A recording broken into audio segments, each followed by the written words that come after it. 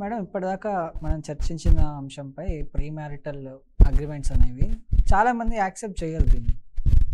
ఎందుకంటే ఏదో అప్పుడే అనుమానమా లేకపోతే నమ్మకం లేదా రకరకాలుగా చెప్తూ ఉంటారు. పెళ్ళి అనేది చాలా పవిత్రమైన బంధం. మనం ముందు నుంచి పాత రోజుల నుంచే మనం తీసుకుంటూ వస్తున్నాం కదా, మళ్ళీ ఎందుకు ఈ కొత్తవన్నీ ఎందుకు? మనం అంటే విదేశీల నుంచి నేర్చుకోవడం ఏంటి? మన సంప్రదింపులు కానీ మన సంప్రదాయాలు కానీ మనకు ఉన్నాయి కదా అని చాలా మంది వాదిస్తుంటారు. వీళ్ళందరికీ మీరు ఏం చెప్తారు మేడం? సరే, వాళ్ళందరికీ ఆర్ మీ కూడా ఒకటే క్వశ్చన్ ఏంటంటే, డివోర్స్లు మన సాంప్రదాయమా? డివోర్సెస్ మన సాంప్రదాయమా? విడాకులు అనేది మన సాంప్రదాయమా? తీసుకోవట్లేదా? దీనికే సమాధానం చెప్తారు. ఇది అంతేనండి. మారుతున్న కాలం బట్టి చేంజెస్ వస్తూ ఉంటాయి. లాస్ట్ 10 years బ్యాక్ ఉన్నట్టు ఇప్పుడు లేము. ఇప్పుడు ఉన్నట్టు ఇంకో 10 years తర్వాత ఉండము. చేంజెస్ అనేది వస్తూ ఉంటుంది. అంటే మనం మారుతున్న కాలం బట్టి మనం మారుతూ ఉంటాము. దాని తగ్గట్టు అడాప్ట్ చేసుకుంటూ ఉంటాము. దాని తగ్గట్టు మార్పులు చేర్పులు చేంజెస్ చేసుకుంటూ ఉంటాము. అన్నిట్లో చేంజెస్ వస్తున్నట్టు ఇందులో కూడా చేంజెస్ వస్తున్నాయి. సో ఏంటంటే రేపు పొద్దున ఏదో ప్రాబ్లం ఫేస్ చేసే కంటే ఈ రోజే ప్లాన్తో ఉండడం కరెక్ట్ అని నా ఫీలింగ్. అండ్ ఇంకోటండి, ఇప్పుడు ఇన్స్టాగ్రామ్ ఓపెన్ చేస్తే ఏం పోస్టులు కనిపిస్తున్నాయి మీరే చెప్పండి? ఏం కనిపిస్తున్నాయి? భర్తని భార్య చంపడం, లేకపోతే భార్యని భర్త చంపడం, అది కూడా ఉంది. ప్లీజ్, ఓన్లీ మీరు మెన్ అందరూ ఏం చేస్తున్నారు తెలుసా? అరే లవర్తో కలిసి వైఫ్ హస్బెండ్ చంపుతుంది అని ఒక 10 ఇన్సిడెంట్ కాగానే మొత్తం న్యూస్ ఫీడ్ అంతా ఓపెన్ చేస్తే అవే వస్తున్నాయి. అగ్రి. బట్ 10 ఇవి ఉంటే 100 అవి ఉంటాయి. ఓకే, అంటే చిన్న చిత్క అన్ని విధాలుగా భార్యలు కూడా సఫర్ అవుతూ ఉంటారు.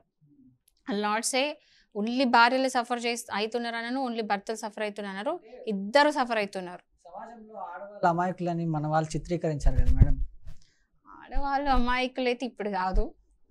ఆడవాళ్ళు ఒకప్పుడు అమాయకంగా ఉంటుండే, ఇప్పుడు ఆడవాళ్ళు అయితే అమాయకంగా అయితే నిజంగా లేరు. ఓపెన్గా చెప్తున్నా. బట్ అట్లా ఉన్నారు, ఇట్లా ఉన్నారు, మిక్స్చర్ ఆఫ్ పీపుల్. అంటే మొత్తం అమాయకులు లేరు, మొత్తం ఇట్లా కూడా లేరు. సో అన్ని విధాలుగా ఉన్నారు. అట్లా అని చెప్పేసి ఇక్కడ ఏంటంటే జెండర్ డిస్క్రిమినేషన్ చేయకండి. అంటే ఫీమేల్సే లేడీస్ మాత్రం ఇట్లున్నారు, జెంట్స్ మాత్రం ఇట్లున్నారు, వైఫ్స్ మాత్రం ఇట్లున్నారు, హస్బెండ్స్ ఇట్లున్నారు. ప్రాబ్లం అందరితో ఉందండి. మెయిన్ ప్రాబ్లం ఏంటంటే పోతుంటే మనుషుల క్రుయాలిటీ అనేది ఎక్కువైపోయింది. అంటే ఏమంటారు, ఆ క్రుయాలిటీ నేచర్, ఆ క్రుయల్ నేచర్ అని పెరిగిపోయి ఇట్లాంటివన్నీ చేస్తూ ఉన్నారు. సో ఓన్లీ వైఫ్సే లేరు, హస్బెండ్సే లేరు, అందరు ప్రాబ్లమ్స్ క్రియేట్ చేస్తున్నారు. సో ఇలాంటివి అన్నీ కూడా అవాయిడ్ చేయాలంటే ప్రీనప్టియల్ అగ్రిమెంట్ ఈజ్ ఇంపార్టెంట్. అంటే ప్రతిసారి మర్డర్ చేయాలి ఇవన్నీ లేవు. చాలామంది ఇష్యూస్ వచ్చి సపరేట్ కూడా అవుతారు.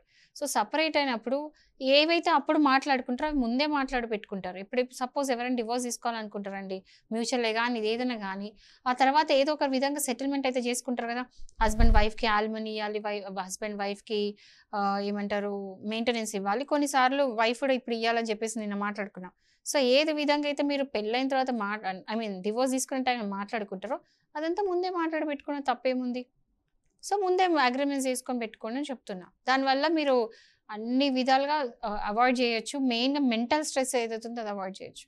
బట్ ఈ అగ్రిమెంట్స్లో కొన్ని ఇంక్లూడ్ అవ్వవు. ఎగ్జాంపుల్ పిల్లల కస్టడీస్ ఇలాంటివి, కొంచెం ఎమోషనల్ డిస్ప్యూట్స్ అవన్నీ కూడా ఇంక్లూడ్ అవ్వవు. ఓన్లీ ఫినాన్షియల్ ప్రాపర్టీకి సంబంధించిన మాత్రమే ఇంక్లూడ్ అయి ఉంటాయి. ఓకే, ఒక కాలర్ అయితే ఉన్నారు హైదరాబాద్ నుంచి, రాజ్యలక్ష్మి గారు. రాజ్యలక్ష్మి గారు నమస్కారం అండి. నమస్తే అండి, చెప్పండి సమస్య ఏమిటండి? అది మా చిన్నతాతయ్య గారు అబ్బాయి పెళ్ళయింది, 15 ఏళ్ళు అయింది. ఆ అబ్బాయి ఒక అమ్మాయి ఉంది. ఆ అమ్మాయిని ఏదో ఎవరితోనో వెళ్తుందని పట్టుకొని ఇంకా అమ్మాయిని పంపించేశాడు ఇంటికి. అయితే వాళ్ళ అమ్మ ఇంట్లో ఉంటుంది, వాళ్ళ పరిస్థితి ఏం బాగలేదు. అతను వేసాడు కేసు, బెంగళూరు నుంచి వేసాడు కేసు. ఈ కేసులో ఏమి రావు ఏమి అని చెప్తున్నారంట. వీళ్ళకి ఏం చేయాలో తెలియట్లేదు. పాప మటుకు అతని దగ్గరే ఉండి చదివిస్తున్నాడు ఈ 1.5 సంవత్సరం బట్టి.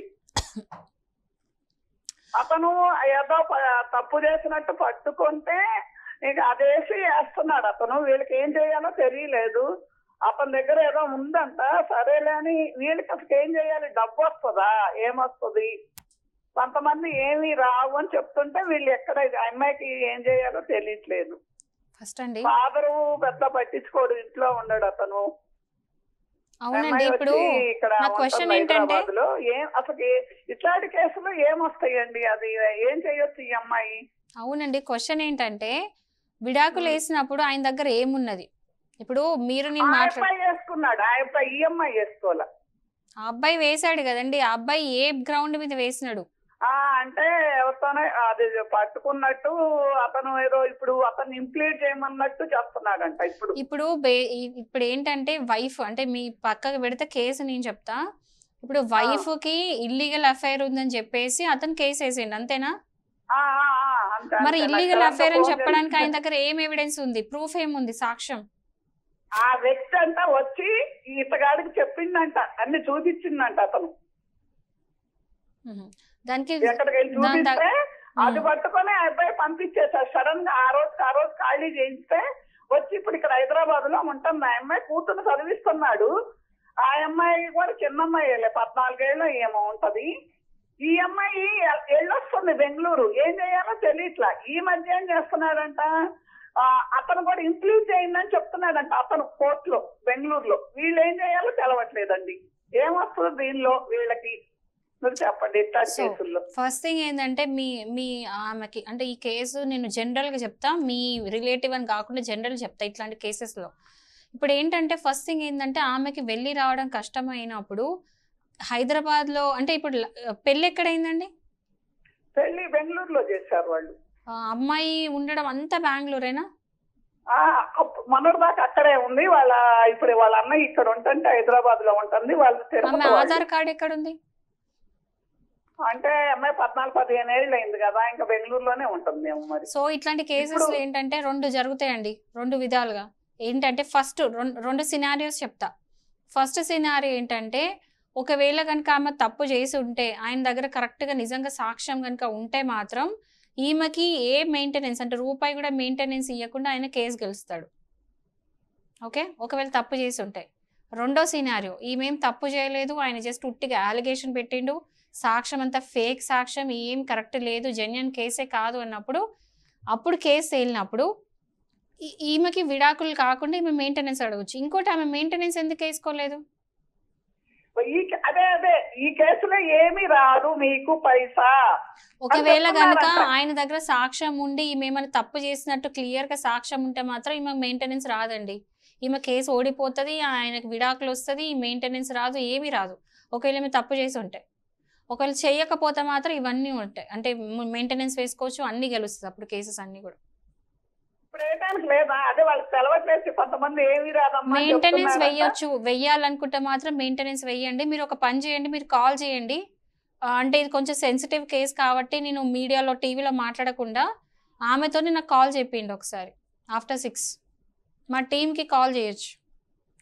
ఓకే, మేమే మీకు కాల్ చేస్తామండి, మా టీం వాళ్ళు మీకు కాల్ చేస్తారు. మరొక కాల్ అయితే సిద్ధంగా ఉన్నారు. నాగర్కర్నూలు నుంచి పద్మ గారు నమస్కారం అండి. నమస్కారం సార్. చెప్పండి, సమస్య ఏమిటండి? సార్, మా అమ్మ పేరు లింగమ్మ, మా డాడీ పేరు పెద్దిరాజు.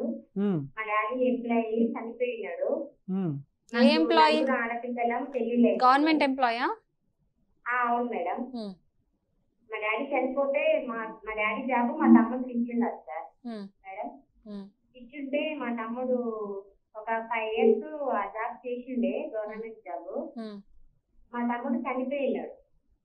ఓకే, మళ్ళీ ఆయన చనిపోయినాక మేము 4 ఆడపిల్లలం, మ్యారీడ్ అయింది. మాకు మా తమ్ముడు జాబ్ వస్తుందా కదా మేడం?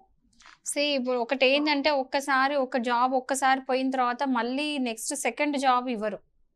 యాజ్ పర్ రూల్ ఏంటంటే సెకండ్ టైం కూడా మళ్ళీ జాబ్ ఇవ్వరు. బట్ మీరు ఇంకా కూడా మీరు ట్రై చేయొచ్చు. మీరు ఎక్కడి నుంచి మాట్లాడుతున్నారు? నాగర్కర్నూలు. మీరు ఇంకా కూడా ట్రై చేయొచ్చు హైకోర్టులో. ఎందుకంటే కొన్ని ఇప్పుడు దీనికి ఏంటంటే కొంచెం రీసెర్చ్ చేయాల్సి ఉంటుంది. ఏమన్నా ఇట్లాంటి దీనికి సంబంధించి ఏమైనా జడ్జిమెంట్స్ ముందు ఏమైనా ఇచ్చి ఉన్నారు అట్లా చూసేసి అప్పుడు టెక్నికల్గా మీరు చెప్పొచ్చు. సో మీరు మీరు మళ్ళీ కాల్ చేయొచ్చు. మీరు ఒకసారి ఇన్ఫర్మేషన్ తీసుకొని నెంబర్ కాల్ చేయండి, మీకు కావాల్సిన మా టీం వాళ్ళు మీకు కాల్ చేస్తారండి. బట్ స్టిల్ మీరు హైకోర్టులో వేసి మీరు ట్రై చేయొచ్చు. మేడం ఇంకొకటి మేడం, చెప్పండి.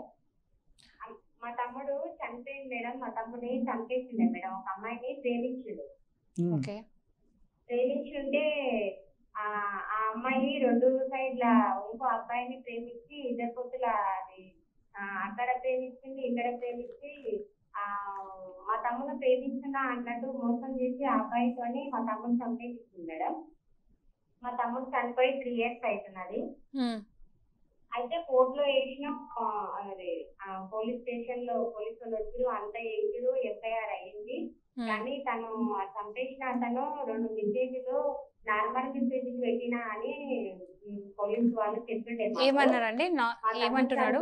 3 years అవుతుంది అయినా కానీ ఆ మెసేజ్ రాలేదు, ఫైనల్ ఛార్జ్ షీట్ వేయలేదు మేడం. నేను పోలీసు వాళ్ళ దగ్గరికి వెళ్ళి ఎన్నిసార్లు అడిగినా, 4 ఆడపిల్లలకు పోయి మా అమ్మ ముసలామె ఎన్నిసార్లు పోయి అడిగినా కానీ వస్తుంది అని అంటారు కానీ రావట్లేదు.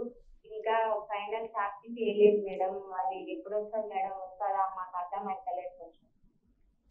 సో ఒకటి చేయొచ్చండి, ఏంటంటే మీరు ఒక స్పెషల్గా మీరు ఇప్పుడు ఏదైతే కేసు ఉందో పోలీసులు సరిగ్గా చేస్తలేరు అని ఒక అలిగేషన్ పెడుతూ మీరు హైకోర్టులో కేసు వేయొచ్చు. మాకు అంటే వీళ్ళు సరిగ్గా పని చేయట్లేదు, ఇన్వెస్టిగేషన్ 3 years అయినా కూడా ఇంకేం చేయట్లేదు అని చెప్పేసి, లేకపోతే సపరేట్గా ఒక ఇన్వెస్టిగేటివ్ టీం అడగండి. అంటే CIDను, CBI అలాంటి ఏమైనా అడగొచ్చు. హైకోర్టుకి వెళ్ళి ఎవరైతే ఈ పోలీసులు ఉన్నారో వాళ్ళు సరిగ్గా పని చేయట్లేదు కాబట్టి మాకు ఒక స్పెషల్ టీం కావాలంటే SITను లేకపోతే CBI, CID ఇలాంటివి ఏవైనా సరే సపరేట్గా ఒక ఇన్వెస్టిగేటివ్ టీం చేసి ఇన్వెస్టిగేట్ చేసి వేయండి అని చెప్పేసి. ఈవెన్ ఇప్పుడు మీ తరఫున అడ్వకేట్ ఉంటారు కదా, మీరు వెళ్ళి ఇన్సిస్ట్ చేసి అడగమనండి పీపీని, ఎందుకు కేసు ఇంత లాగ్ అవుతుందని చెప్పేసి మీరు అడగచ్చు. ఛార్జ్ షీట్ ఇప్పటివరకు ఫైల్ అయిందా లేదా? Charge sheet